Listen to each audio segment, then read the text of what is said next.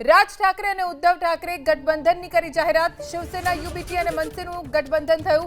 20 વર્ષ બાદ ઉદ્ધવ અને રાજ ઠાકરે એક સાથે આવ્યા છે। મુંબઈ બહાર પણ અમારું ગઠબંધન થશે તેવું રાજ ઠાકરેએ કહ્યું। તેમણે કહ્યું કે મુંબઈનો મેયર મરાઠી હશે અને અમારો હશે। આ દિવસની મહારાષ્ટ્રના લોકો રાહ જોઈને બેઠા હતા। તો ઉદ્ધવ ઠાકરેએ કહ્યું કે મુંબઈને તોડનાર લોકોને ખતમ કરીશું।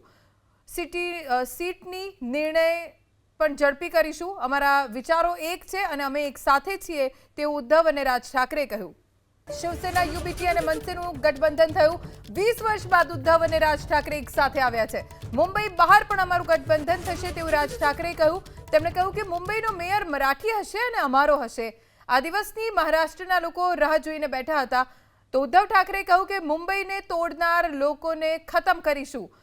સીટની નિર્ણય પણ ઝડપી કરીશું। અમારા વિચારો એક છે અને અમે એક સાથે છીએ તેવું ઉદ્ધવ અને રાજ ઠાકરેએ કહ્યું।